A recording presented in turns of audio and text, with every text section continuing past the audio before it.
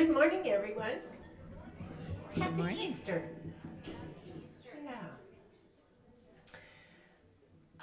Sometimes people who are new come to Christmas and Easter services.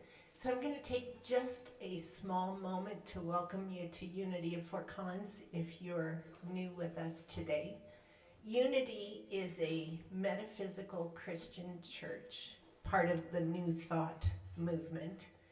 And so Easter for us is mostly symbolic and how we bring the teachings into our own lives. So it's the same and different than what's celebrated in other churches. But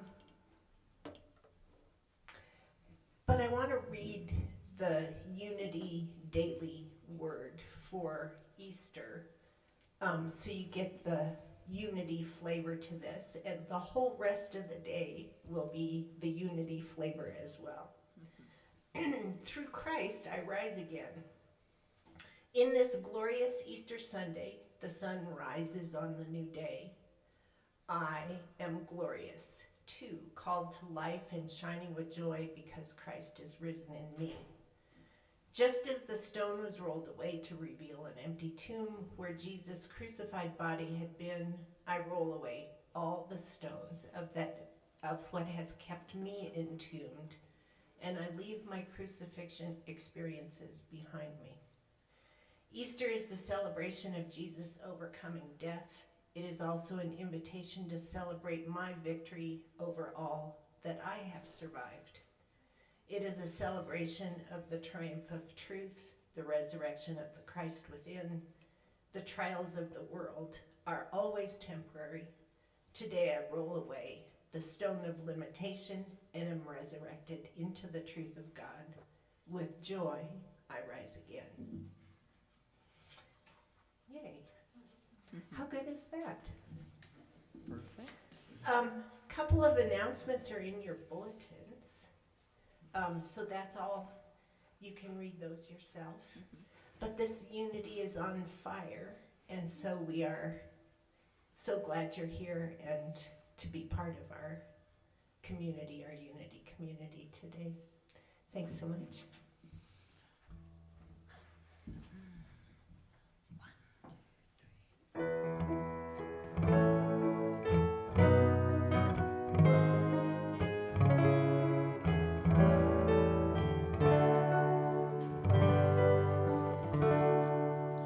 Morning has broken like the first morning. Blackbird has spoken like the first bird. Praise for the singing, praise for the morning, praise for them springing fresh from the word.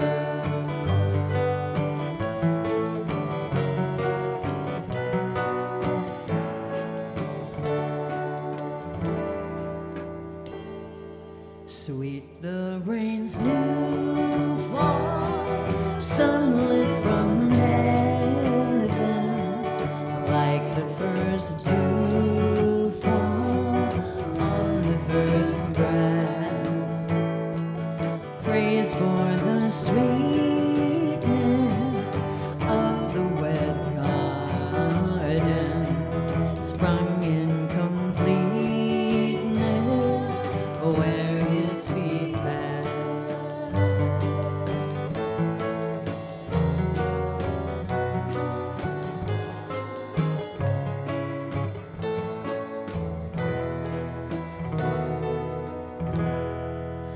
Mine is the sunlight, mine is the morning, born of the one light, Eden's song play. Praise with elation, praise every morning, God's recreation of a new day.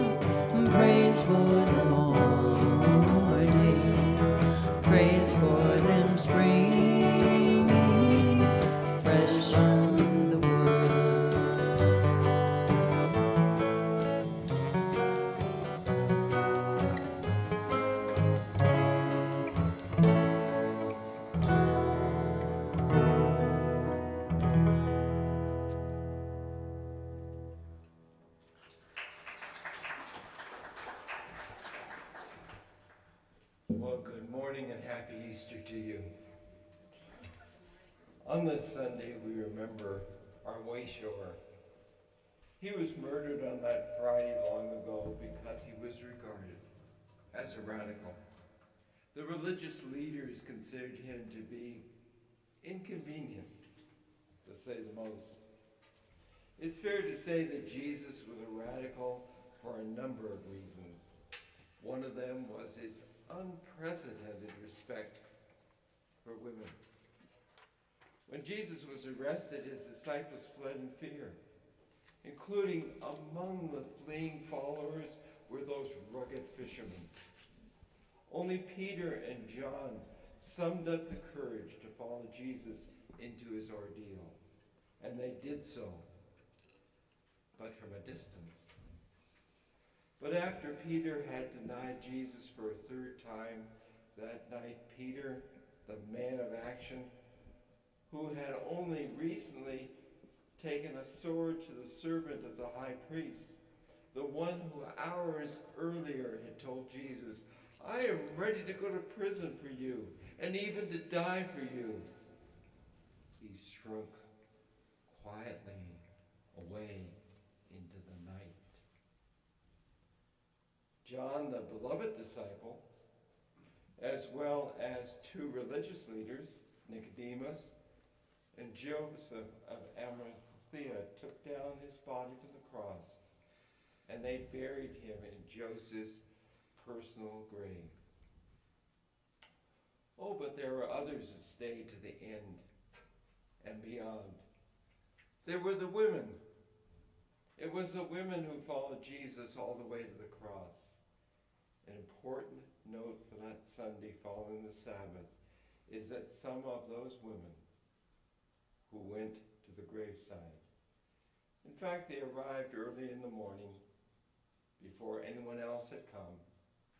They were the first ones to visit the grave. They found the stone rolled away.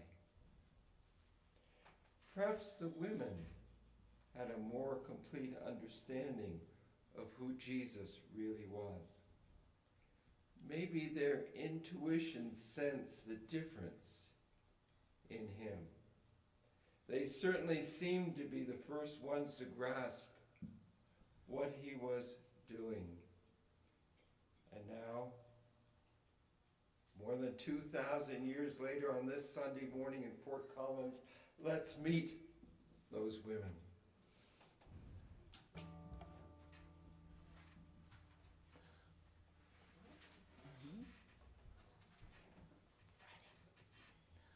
One, two, three, four.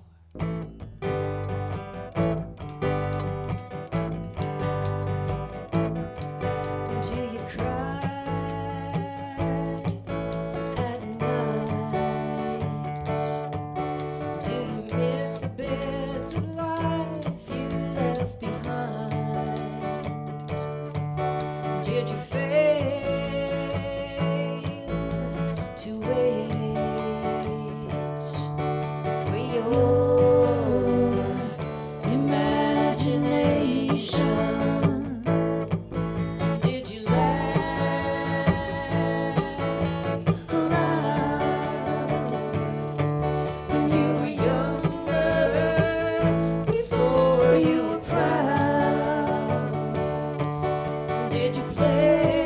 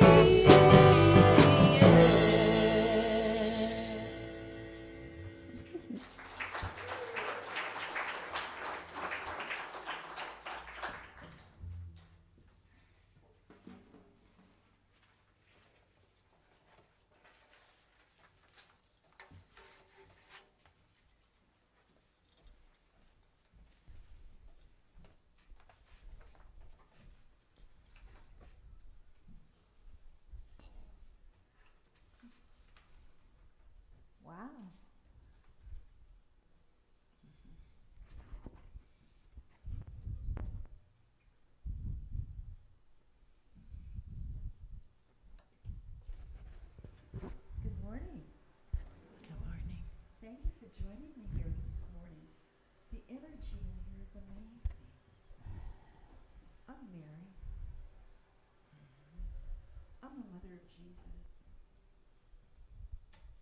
He was murdered about 20 years ago. My heart still hurts, but I've learned so much. I kind of want to share with you a little bit this morning about the things you might know about him. First of all, his name came to me through intuition in a time of silence. Jesus. And it was at that time that it kind of just came to me that he might not be the easiest kid to raise. When he was little, he was just this curious baby, always looking at people, always looking around. And then when he was about 18 months old or so, in our little village up in the mountains in Nazareth, we had a man in the village who used to sit on a rock, kind of a flat rock, and he couldn't walk, and they would carry him there. And Jesus would toddle over to him and crawl up on his lap and just stroke his face. He just seemed to have a gentleness about him, even when he was that young. And in the village, as he grew, he was supposed to be helping his dad, but it didn't always happen. You know how kids are. And then during Passover one year, we would go for Passover into the city. And we were almost home, and we realized that Jesus wasn't with us. Well, he was only 12. And well, you know how mothers worry. For crying out loud, where was that kid? And so we had to turn around, go back, and look for him. And where did we find him? Of all the unusual places. Yeah, we were Jewish, but he was in the temple with the priests, asking questions, listening to what they had to say. It's like, Jesus, we've been worried about you. Come on, we have to get home. And that's kind of how his life was. I never knew what he was going to do. And as he got into his later teens, he would go up to the big cities, and he would hang out. And when he would come home, he'd go, Mom, don't worry. Chill out. I was only gone a couple days. And this went on, and then he just disappeared for several years. And I knew that he had caught one of the caravans, either heading to that place they called the Far East or to India. And when he came back, he was changed. He would say to me, you know, Mom, we're all one. You know, Mom, there's many paths to God. I didn't understand what he was meaning, what he was saying. And then his cousin John baptized him. And it was this mystical, beautiful experience. The whole sky lit up. And Jesus was really different. And he went out into the desert for 40 days, which to us Jewish people means a long time. And when he came back, he just said, Mom, the Holy Spirit came to me, and I understand what my work is. And he started teaching people. And I would stand back and I would watch and I would think, this is my kid? This is my son? Where did he get this understanding? And he would talk about being kind and helping those. And it didn't matter who they were. They didn't need to be Jewish. For crying out loud, he was hanging out with people from all over. Thieves and poor people and who knows who. Yet these people were following him while he taught. And he kept saying, you are love. you are one with God. Heaven is right here on earth. Didn't understand. And then the next thing I know, the heads up of the Jewish church of the temple were upset with him. And I kept saying, Jesus, just leave town. Just get out of town. Go back up into the hills. And he wouldn't do it. Mom, I'm okay. We've all heard that, haven't we? Mom, I'm okay. And the next thing I know, they've arrested him. I can't tell you how I felt. And then they murdered him. My son. My son is gone. And it was the women who took care of his body. And then the word got to me that he had arisen.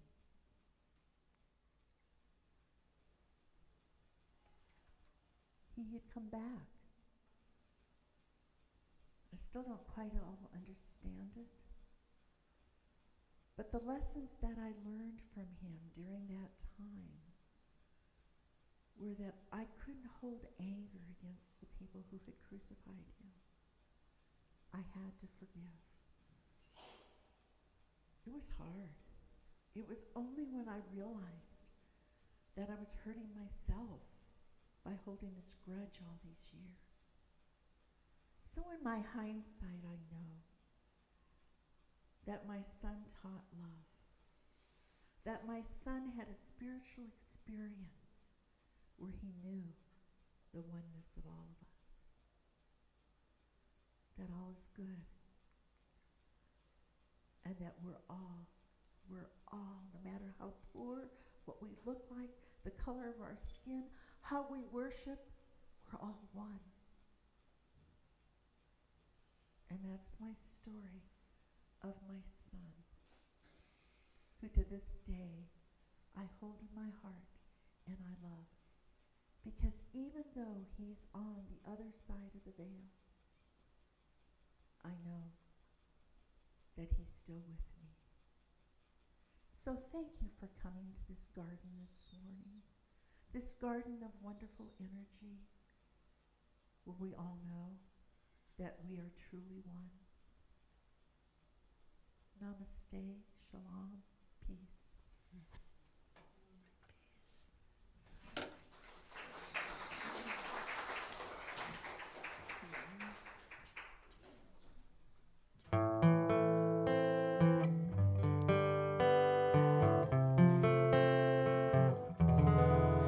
Mary, did you know your baby boy would someday walk on water? Mary, did you know that your baby boy would save our sons and daughters?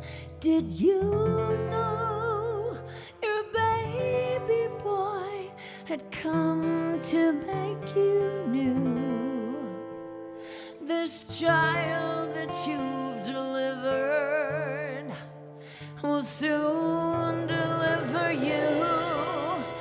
Mary, did you know that your baby boy will give sight to a blind man?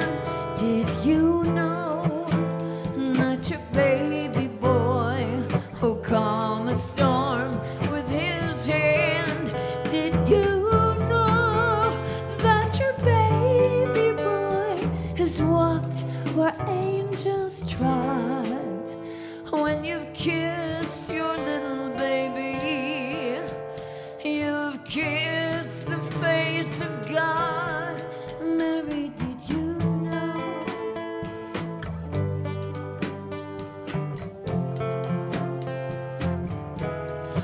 Mary, did you know?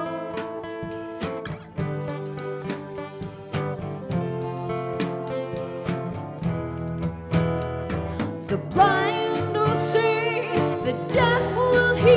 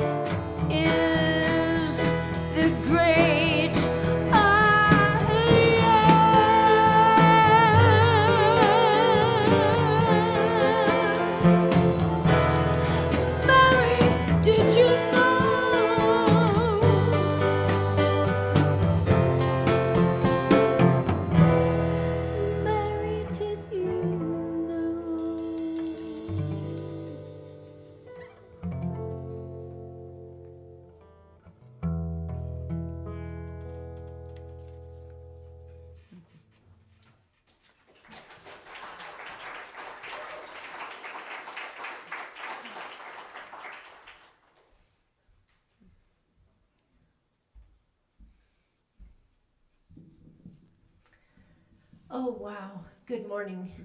I am so grateful to have a place to talk about my experiences. My name's Mary, and I'm from Bethany.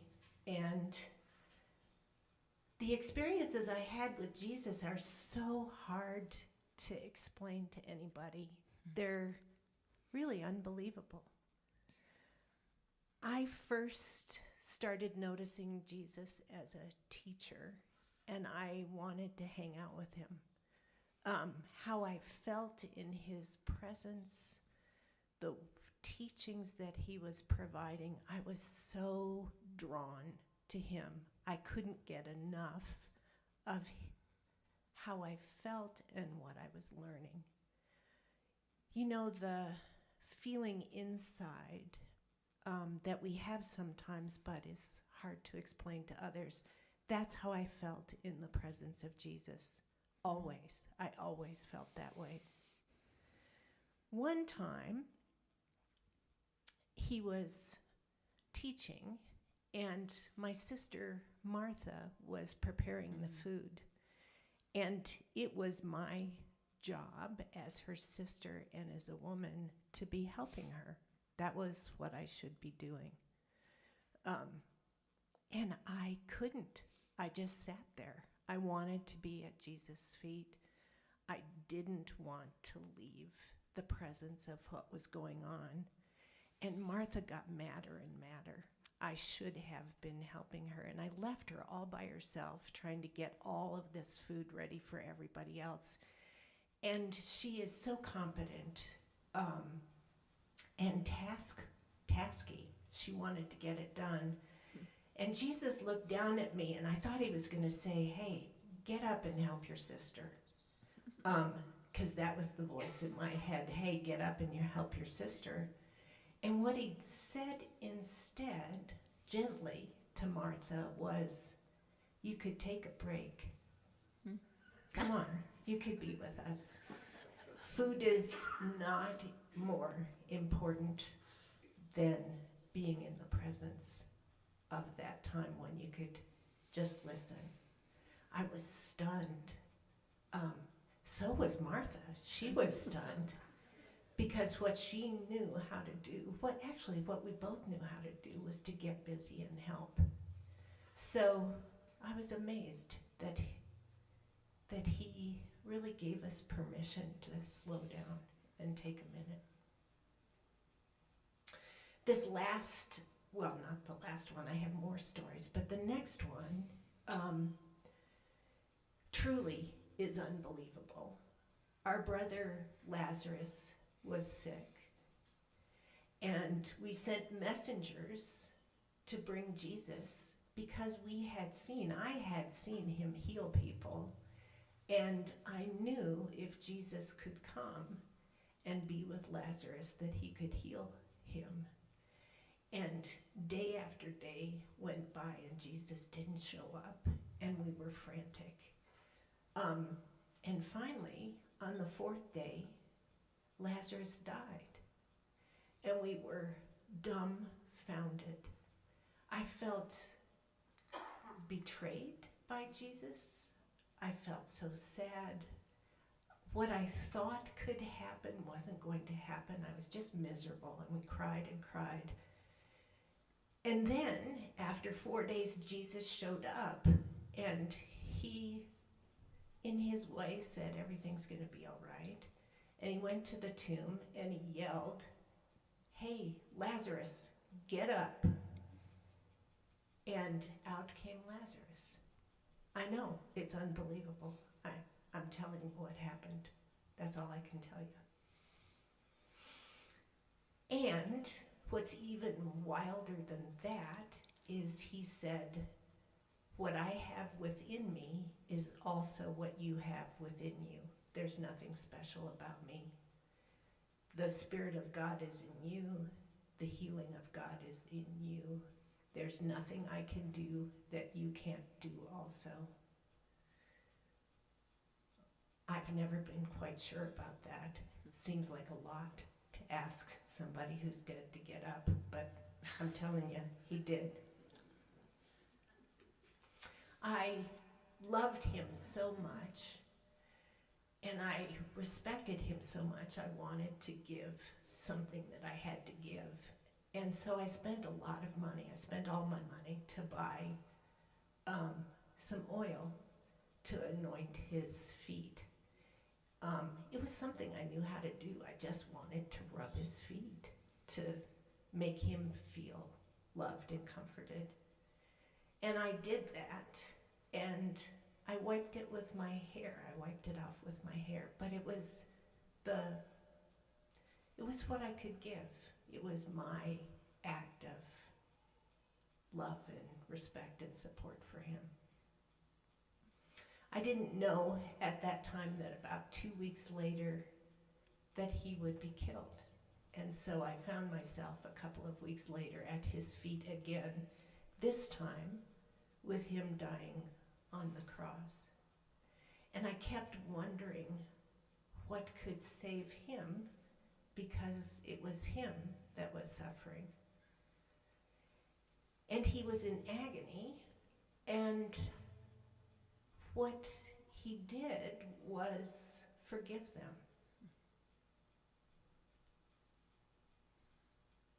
I don't get it. He forgave them.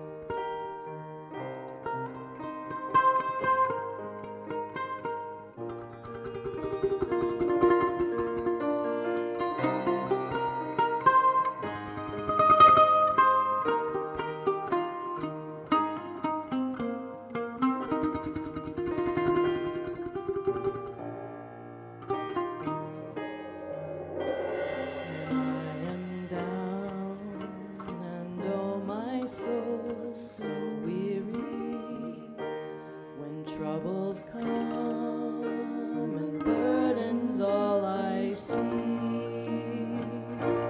Then I am still and wait here in the silence until you come and sit a while with me. You raise me up so I can stand on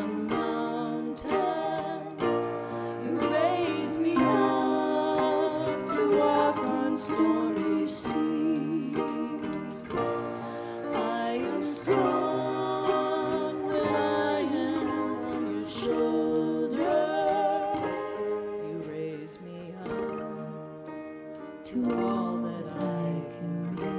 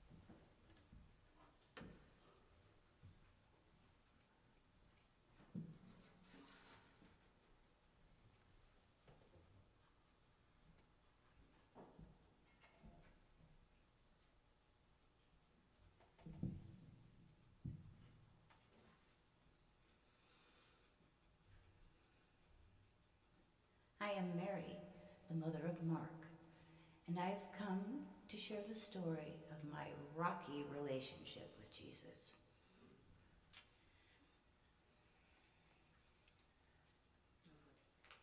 No good will come of this, I tell you. Can you imagine my shock when my very own son Mark came home after being out all night, traipsing around till all hours of the morning, and not a stitch of clothing on him?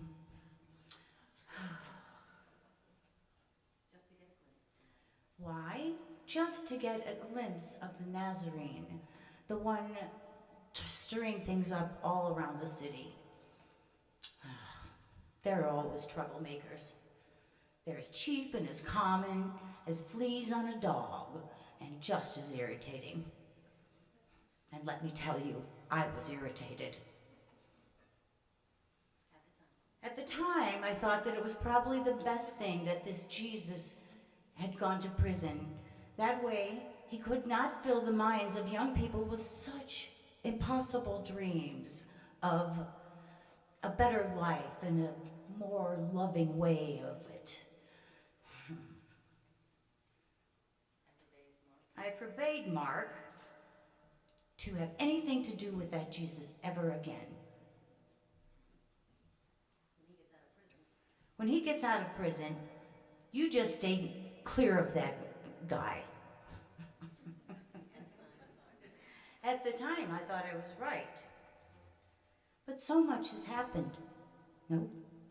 So much has happened since then. It's not just the world that's been turned upside down by Jesus. It's me too.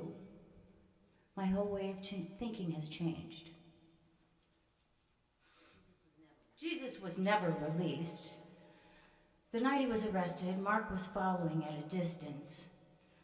And when the crowd realized that Mark was a follower of Jesus, they grabbed him by his clothing and he had to slip out of his tunic to escape. They tried Jesus at night, you know. I'm not sure that's even legal. They sent for the Romans. And the next thing I heard was that Jesus had been crucified. Crucified. What had happened? What made this happen?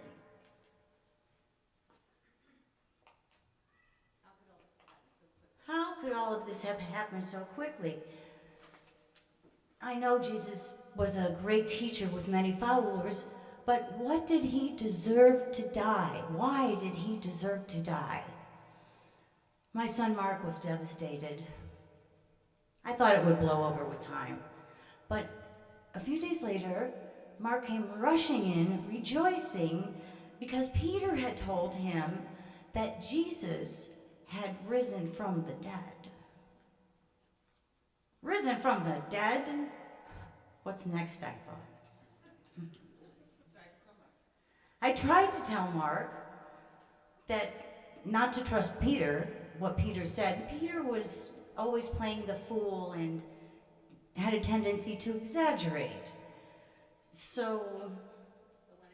But when I saw Peter, he seemed different somehow. More confident, more sure of himself, more together. He spoke with an authority I had never seen in him before. What happened? What did Peter do to make this change? Jesus happened. So I figured if Jesus could help Peter like that, then maybe I should start listening to the teachings of Jesus as my son had been doing for some time. Peter was arrested too. With as quickly as they had convicted Jesus, there didn't seem to be any hope for Peter. He had been so loud about being a follower of Jesus.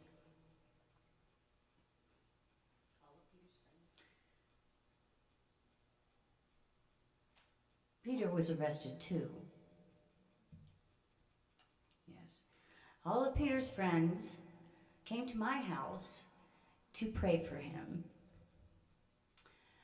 I felt so good to be involved in that outpouring of love and concern for him. And while we were praying, an angel came and helped Peter escape from prison. Peter went into hiding from Herod's men.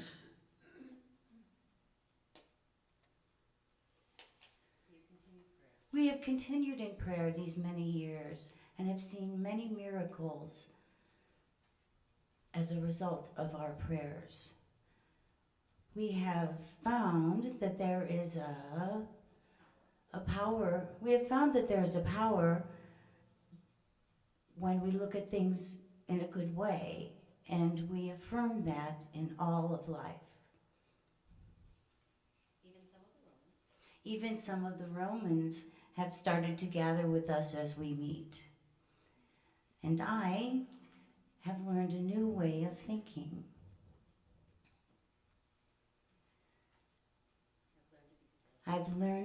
Even I have learned to be still and know that God is near.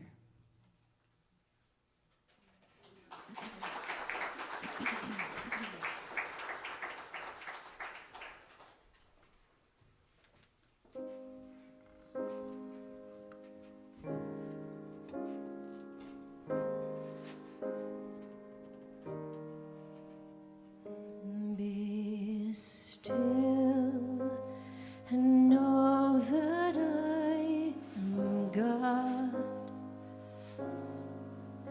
Fear not, for you are not alone. The lost and those in times of trouble are never far from home. Those storms are raging all around you. No need to ever doubt or fear. Just let my loving arms surround you. Be still and know your God is here. And if you're ever lonely, and if you need a friend, remember I am only a breath away. On me you can depend. My love is all you need to guide you. Be still and hear my voice inside you, for I am always right beside you. Be still and know that I am God.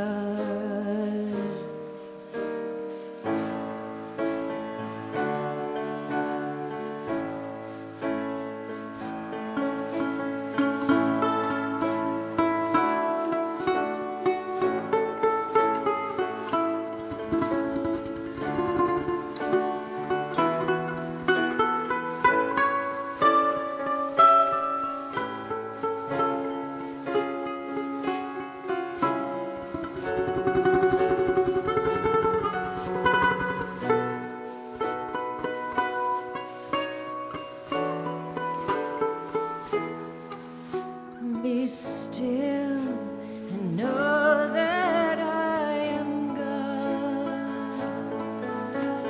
Fear not, for you are not alone. The lost and those in times of trouble are never far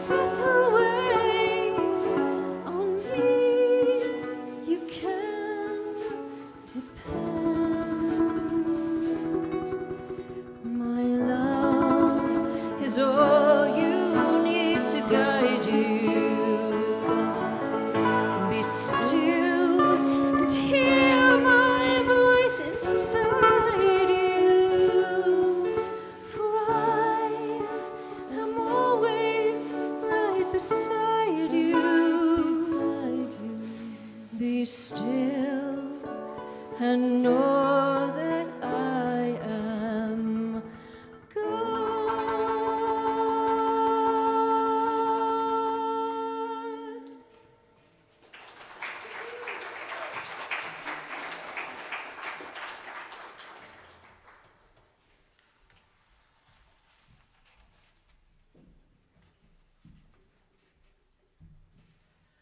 Good morning.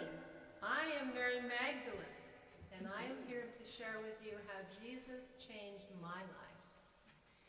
I remember the first time I actually was in his presence. He was teaching near me, and I went to hear him speak.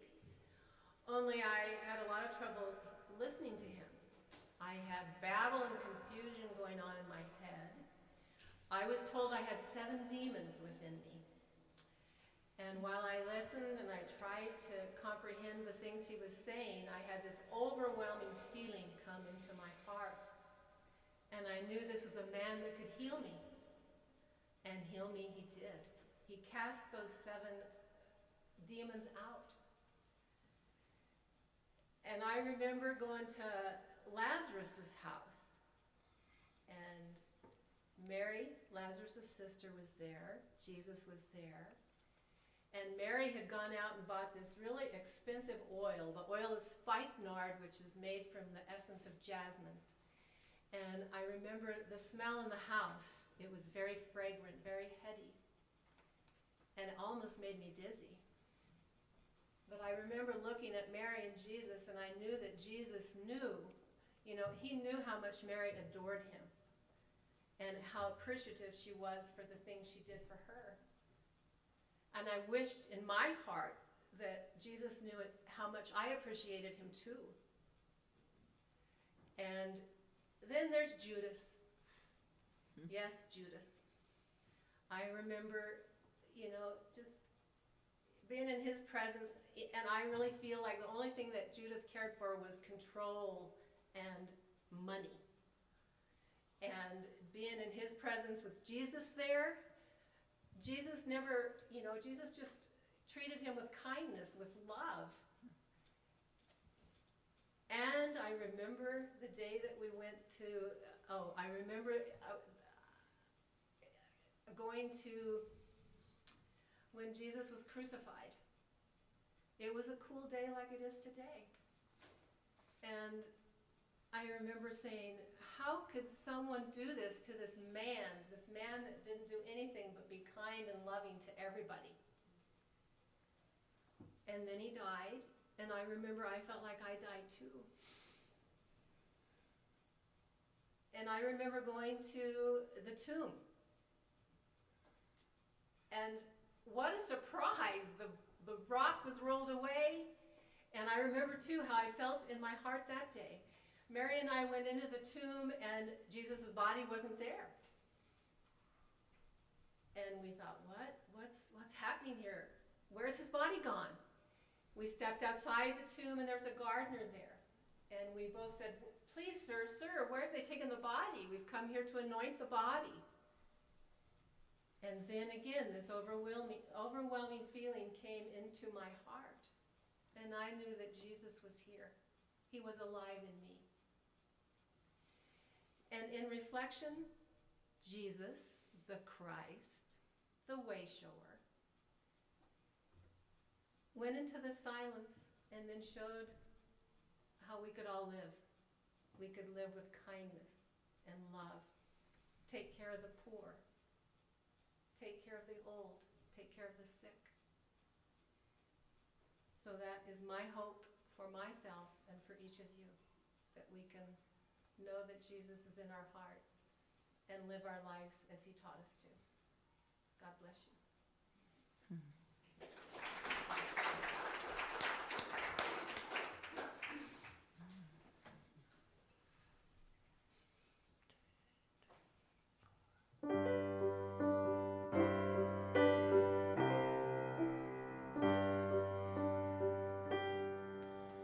I don't know how to love him, what to do, how to move him. I've been changed, yes, really changed in these past few days. When I've seen myself, I seem like someone else. I don't know how to take this. I don't see why he moves me. He's a man. He's just a man. And I've had so many men before in very many ways. He's just one more. Should I bring him down? Should I scream and shout? Should I speak of love? Let my feelings out. I never thought I'd come to this. What's it all about?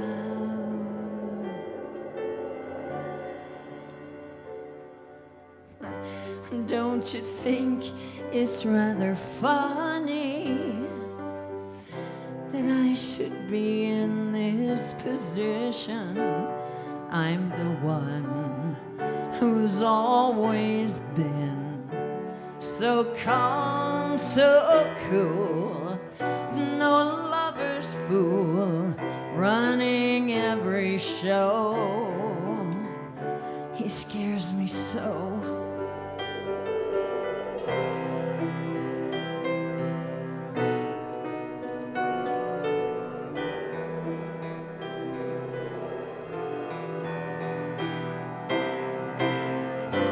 I never thought I'd come to this. What's it all about?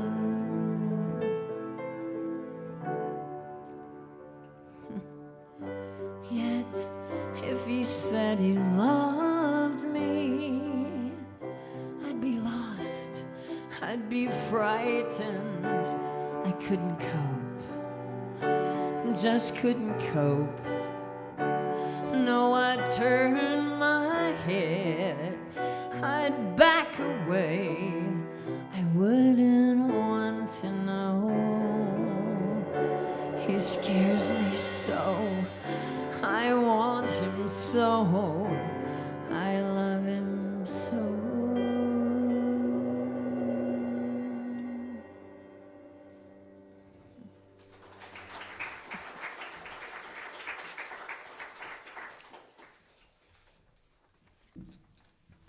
So it's no coincidence.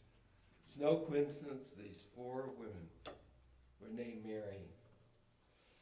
Could it be that there's a hidden principle here, clothed in the four women named New Mary? The mystics tell us the name Mary or Maria represents a soul that magnifies God, magnifies the God presence daily in the temple, our interior temple, and through its devotions prepares itself for the higher life. Mary represents and signifies the divine motherhood of love. Mary can also be said to be our intuition.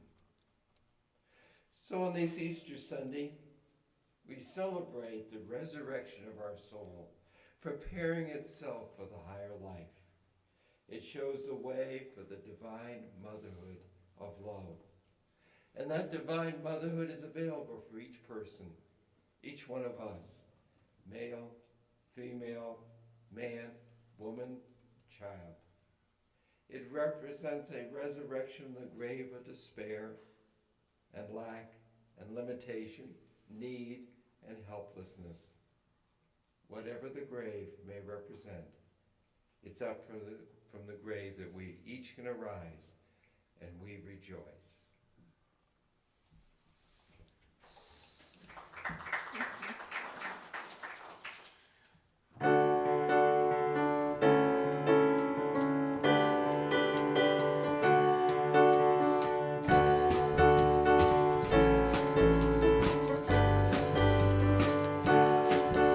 Wake up, rejoice, be alive with the Christ within you.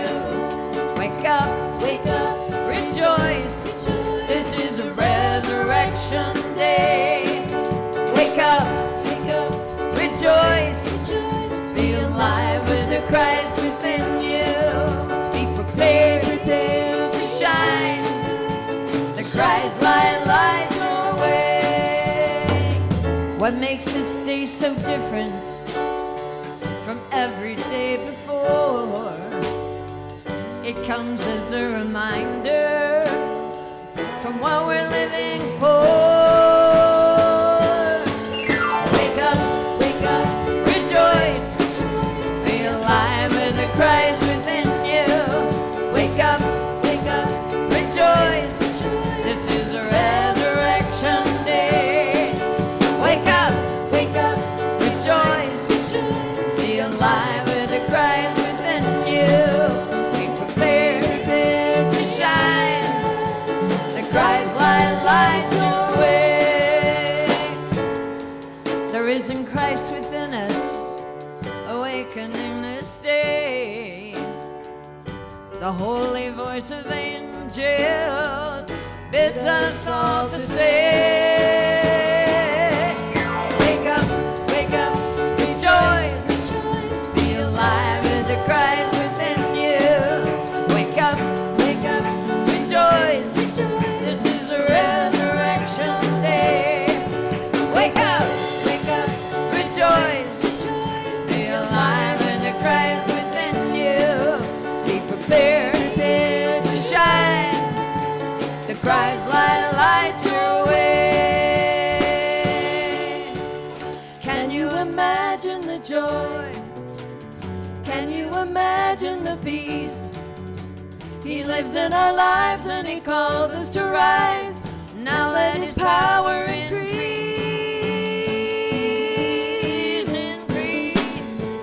Wake up, rejoice, be alive with the Christ within you.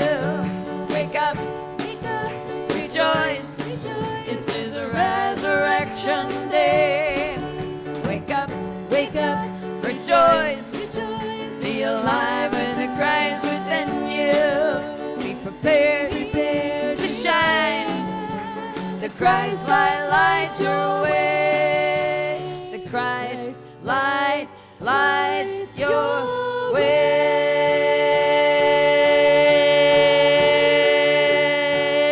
Rejoice!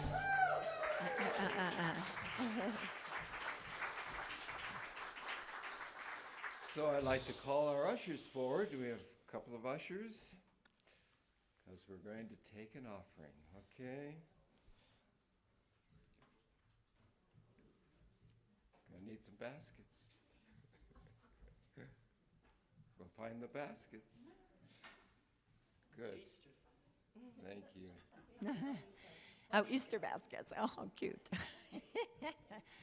So as we take our offering, let's bless our offering together. Divine love, through me, blesses and multiplies all that I have, all that I give, and all that I receive. Thank you, God. So as we take the offering, I'd like to reintroduce the four Marys. Would you stand? And we're missing one Mary. Oh, no. Good gracious. So we appreciate all the work that you've put into this, and just you've blessed us so much. And then our musicians are all behind me. I just wanted to say a little something about the musicians. I want to appreciate Elle. It has been like herding cats, really, to bring this group together. I haven't been with this group too long, but she just has such an incredibly gentle, generous way of bringing it all together, and it's so much to do. So I just want everybody to just give a hand, especially to Elle.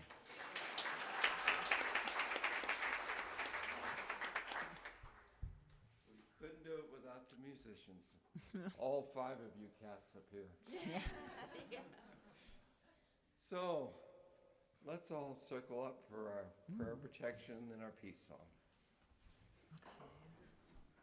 Do we bring the kids in now? And I believe there's some kids coming to join the circle today. Okay, there they are.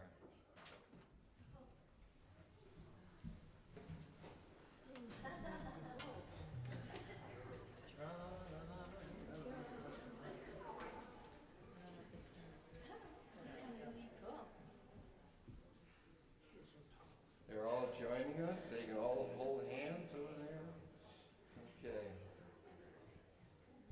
So I trust on this Easter Sunday that you do feel joy and peace and love, and you are rejoicing within. So together, the light of God surrounds us, the love of God enfolds us, the power of God protects us, the presence of God watches over us. Wherever we are, God is, and all is well. The peace song. Yes, there is peace on earth, and yes, it begins with me. Yes, there is peace on earth, a peace that was meant to be. With God as our Creator, family all are we. As we walk with each other in perfect harmony.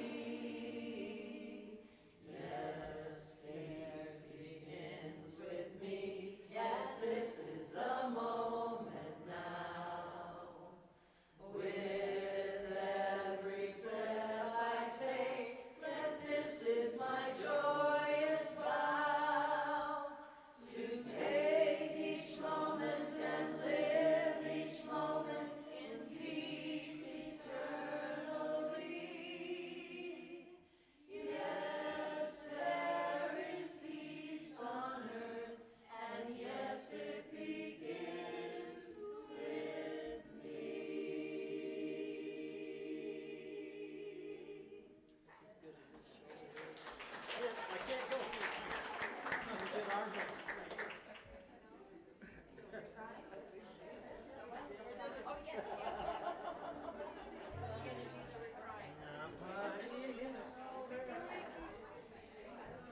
It's time to holiday.